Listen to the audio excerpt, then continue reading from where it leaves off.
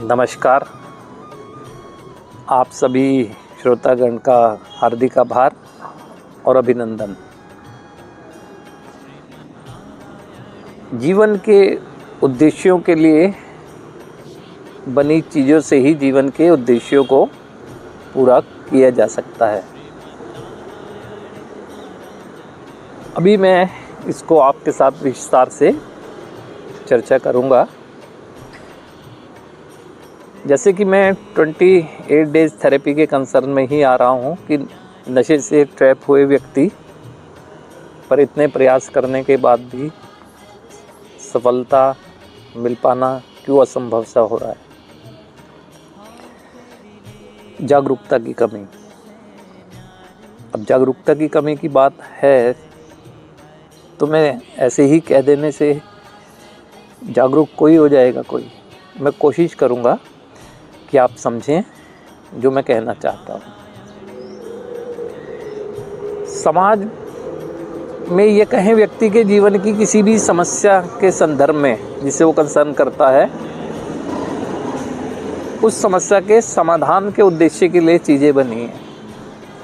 यानी शारीरिक समस्या होती है तो हम हॉस्पिटल जाते हैं। अगर कोई हमारी वाहन संबंधी समस्या होती है कि हमारे पास गाड़ी है, कार है, कुछ है, अगर उसमें कोई समस्या होती है तो हम गैराज जाते हैं। यदि हमें कुछ रिक्वायरमेंट है, यानी किसी वेजिटेबल्स की, फ्रूट्स की ज़रूरत है तो हम उस शॉप पर जाते हैं जहाँ चीज़ें ये मिलती हैं। यदि हमें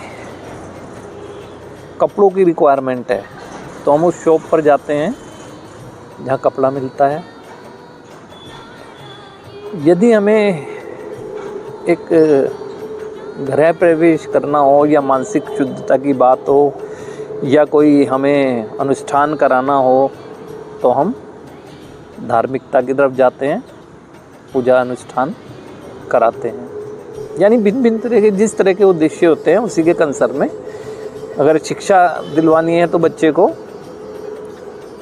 स्कूल, और वो भी अच्छे स्कूल का चयन करते हैं और वहाँ भेजते हैं। हम कभी ऐसा करते देखा है कि वाहन की समस्या हुई तो उसे ठीक कराने हॉस्पिटल चले गए, या किसी की शरीर की समस्या हुई तो हम शरीर की समस्या के उद्देश्य पूरे करने के फ्रूट्स की दुकान पर चले गए, या बच्चे को शिक्षा दिलवानी थी तो हमने शिक्षा के लिए उसे कपड़े की दुकान पर ले गए। ऐसा तो नहीं होता है ना कि उद्देश्य पूरा नहीं होगा। तो आज साधन संपन्न समाज और बौद्धिक संपन्न समाज, आर्थिक संपन्न समाज होने के बावजूद भी ये जागरूकता की कमी ही तो है जो ये समझ नहीं पा रहा है कि नशे की समस्या से निकालने के लिए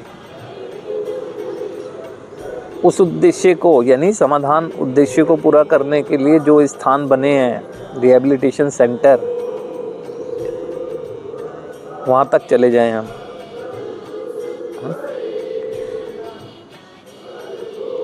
अब धार्मिक अनुष्ठान के लिए तो ठीक है, हम जाते हैं, पूजा पाठ ये सब पद्धतियाँ करते हैं, बुराई भी नहीं है, करनी भी चाहिए, विश्वास का विषय है, कोई ऐसी बात नहीं है। लेकिन जिस चीज़ के लिए अब हम नशे की समस्या के समाधान के लिए अनुष्ठान करा रहे हैं, एक भी एग्जाम्पल है ऐसा?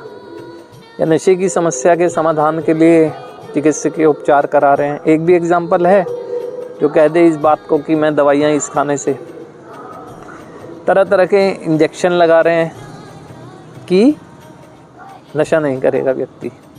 वो क्यों नहीं करता है? कि एंटी केमिकल रिएक्शन की वजह से, कि 3 महीने तक की अवधि है, अगर इस बीच में नशा करेगा तो एंटी केमिकल होता है, बॉडी में चिप लगवा रहे हैं, खाने में दवाइयाँ मिला कर दे रहे हैं। हो जा रहा है कहीं मिसहैपनिंग ज़्यादा हो रही हैं उससे ना, मिसहैपनिंग ज़्यादा हो रही हैं क्योंकि वो उस उद्देश्यों के लिए बनाई ही नहीं है।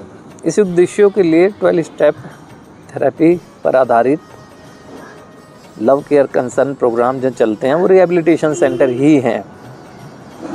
और ऐसा क्यों कह रहा हूँ मैं? ये कोई आज से कोई इस उद्देश्य के लिए, जब देखा गया कि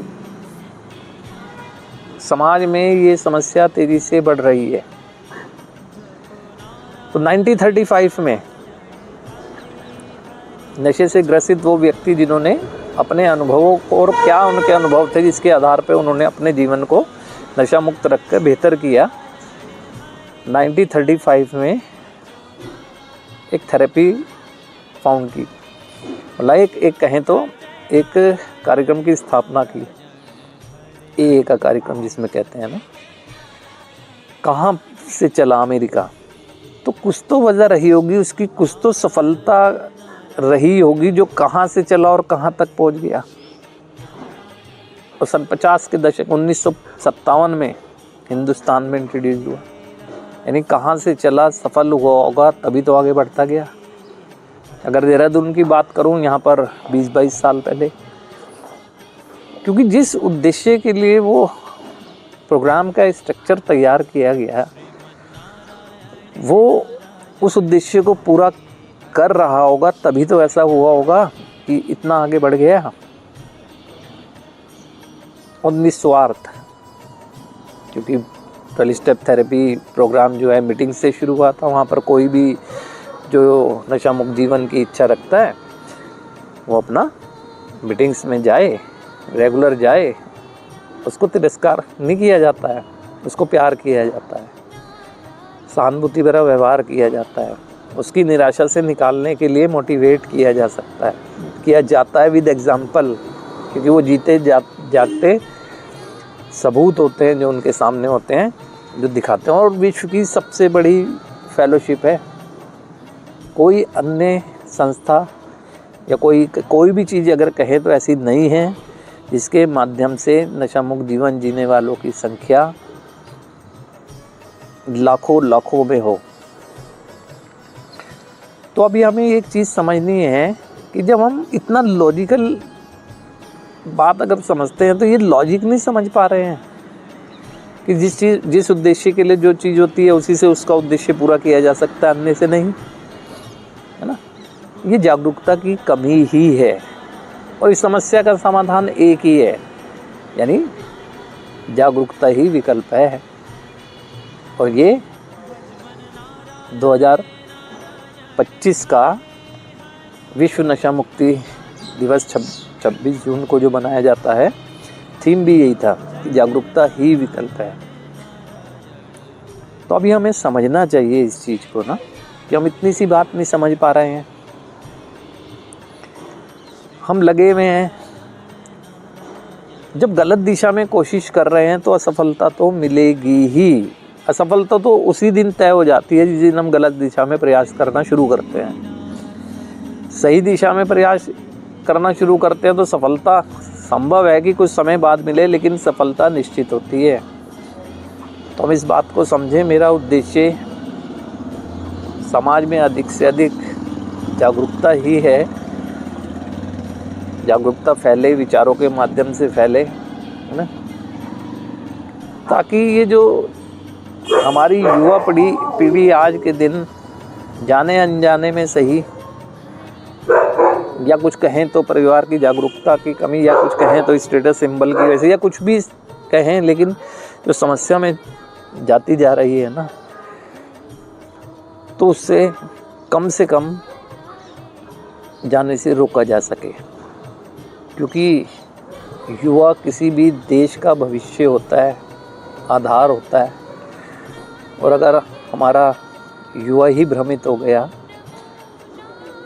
तो फिर आने वाले समय में उससे इंटरकनेक्टेड समस्याएं बढ़ती जाएंगी ना। पारिवारिक समस्याएं, समाज में क्राइम की समस्याएं, है ना, फिजिकल प्रॉब्लम, सभी समस्याएं बढ़ती जाएंगी ना। तो इसीलिए आज का विषय मेरा यही था कि जिस उद्देश्य के लिए जो चीज़ होती है उसी से उसका उद्देश्य पूरा किया जा सकता है। और या तो मैं तथ्यों के साथ कह रहा हूँ उस चीज़ को, या तो कोई बताए कि मेडिकल साइंस में ऐसी ये मेडिसिन है कि जब किसी व्यक्ति को नशे का विचार है, ये दवाई खाए और विचार मर जाएगा। विचार को मारने की मेडिसिन कहीं बनी ही नहीं है। वो भय की भावना आ जाती है जो वो चिप लगाना, इंजेक्शन लगाना, खाने में दवाइयाँ खिलाना देना, भय की भावना कैसे कि वो बॉडी में केमिकल होता है।